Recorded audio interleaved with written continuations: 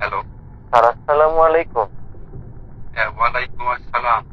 কি অবস্থা আছে এত সকালে? স্যার অবস্থা তো আপনারা খারাপ বানায় রাখছেন। ওয়াকার কি বলে এগুলা? মানে বুঝতেছি না তোমার কথা। স্যার যা বলতেছি আমি সবই ক্রিস্টাল ক্লিয়ার কথা। সাউন্ড তো ক্লিয়ার। তোমার কথার কনটেক্সট ক্লিয়ার করা নিয়ে বলছি আমি। ও আচ্ছা আচ্ছা স্যার, বুঝছি। আসলে হয়েছে কি, ওয়াকারের কথা শুনে একটু হ্যাং হয়ে আছে স্যার। আর্মি আওয়ামী লীগের হয়ে দালালি করতেছে পুরোপুরি। মেজাজ খারাপ হয়ে আছে। অ্যাকচুয়ালি তুমি বলতে চাচ্ছটা কি সেটা বলো। ওয়াকার নিজেই তো শেখ পরিবারের আত্মীয়। তাকে আপনারা কিভাবে বিশ্বাসের গ্রাউন্ডে রাখতেছেন? তার মতো একটা ভাত খাওয়া জেনারেলের কারণে আমাদের সব শেষ হয়ে যাবে স্যার। শোনো। পাবলিক ছেপে যাচ্ছে অলরেডি বিভিন্ন জায়গায়। এর মাঝে উনি আবার আওয়ামী লীগকে নিয়ে একটা ইনক্লুসিভ নির্বাচনের ইঙ্গিত দিচ্ছেন কেন?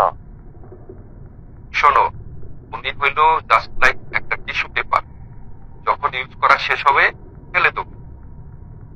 স্যার জলপাইগুলোর জাতি খারাপ। ওয়াকারের চিপ বানাইছে যারা, তাদেরকেই খালাই দিছে। আপনি ওদের বিশ্বাস করেন কেমনে? আরে ধুর, দেশে যে আসছে তারে দিয়ে একটা ঠাটা নীতি বলে। স্যার আর বললেন না। সারা বছর বেড়াকে বসে ভাত খাওয়া জলপাইরে আমি এক পয়সা বিশ্বাস করি না। এইগুলা কিছুই না। স্যার যাই হোক স্যার, কাইন্ডলি শোনেন একটু। ইনক্লুসিভ নির্বাচনের নামে উনি কিন্তু আওয়ামী লীগের পুনর্বাসন করতে যাচ্ছেন। এটা কিন্তু আমরা মানি না। শোনো, এইগুলা কিছুই না। উদয় লাভ হবে কয়েকদিন, তারপর সিস্টেম করে ফেলবো নে। আর রেজিস্ট্রেসি দিয়ে দিছি আবার, দেখছো না? পাবলিকলি ওদেরকে পিটাবে কয়েকদিন পর। এগুলো স্যার ছাগলের 3 নম্বর বাচ্চা। আর আর শাহবাগে কি পুরো বন্ধ করে দিলেন মিছিল মিটিং? বন্ধ করবো না তো কি করবো? তুমিই বলো।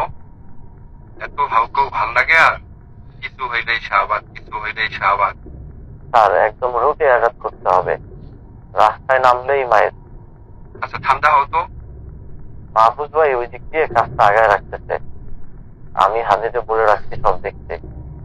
আপনি কাইন্ডলি ওই পেটমোটা জেনারেলি বলেন ও যেন শোনো, বেশি ঠান্ডা বাড়াবাড়ি হতো। না করে। সেনা থাকবে ক্যান্টনমেন্টে, রাজনীতির আলাপ করবে কেন? ঠান্ডা হতো, আমি দেখতেছি কি করা যায়। তার আর দেখা দেখি নেই। করেন এখনই। রাখতেছি স্যার। আর বাড়ি ধারায় আইসেন ইফতার ঠিক প্রোগ্রামে। আছে, ঠিক আছে, ভালো থেকো।